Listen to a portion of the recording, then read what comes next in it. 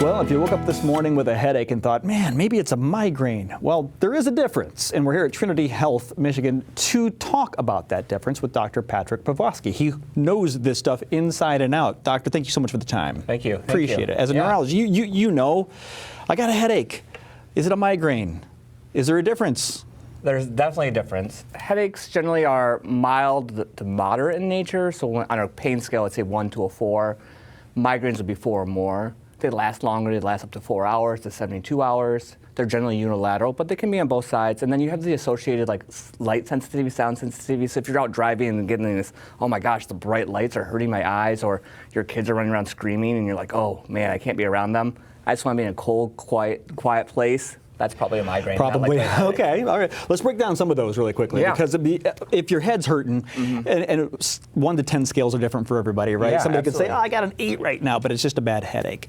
You mentioned unilateral versus lateral. Describe what that means. So in the classification of migraine, unilateral would be like one side, so the right side or the left side.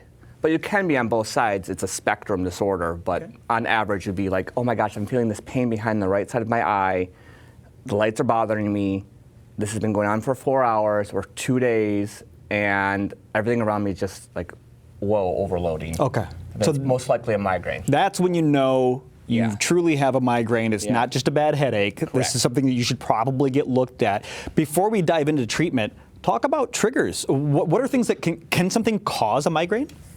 Yeah, trauma can cause migraines. Okay. But it's generally a genetic disorder. Most patients are born with it. Your family, you have a strong family history of it.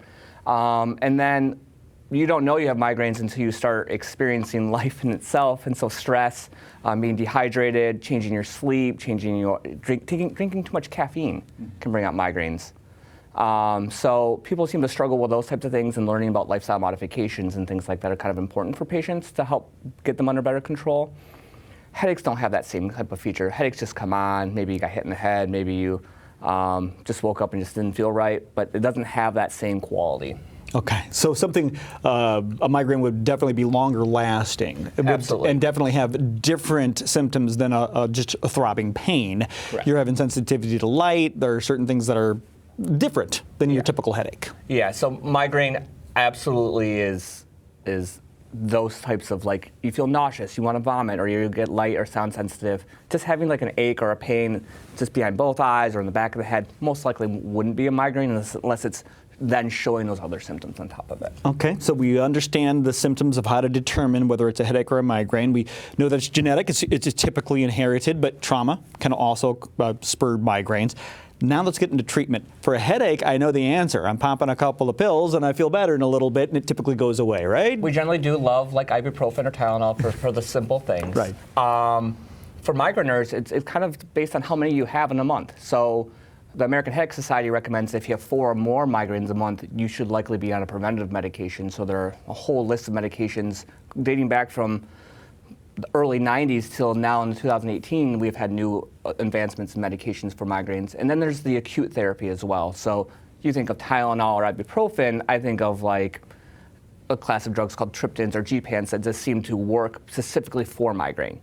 So Tylenol and ibuprofen might dampen the pain. These drugs specifically work to prevent the pain from getting worse. Is that the primary treatment for a migraine medication? Absolutely. All right. So, I mean, preventative-wise, there are lifestyle modifications you should be doing. But if you're having 4 or more, I don't think those lifestyle modifications are doing enough for you. all right, let's talk about those lifestyle modifications and ways that maybe you can prevent this from happening.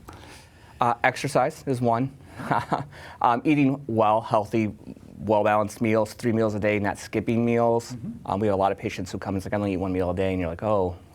And when they're migraines, when I first wake up in the morning, I only ate breakfast, and then the rest of the day I didn't eat a meal. Patients not sleeping well, stress and anxiety from work are big triggers for migraine. So just trying to manage those things, trying to manage the outside life expectancies also plays a role in that too. Okay. And switch to decaf. You got Absolutely. that in there too, right? In moderation, everything in moderation. Yeah, absolutely. Well, thank you so much for the time. Yeah. And I know that you guys have a fantastic website that we can go to learn more about this. TrinityHealthMichigan.org/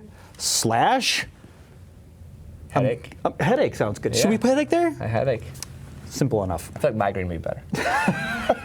They went with headache. I know. TrinityHealthMichigan.org/headache.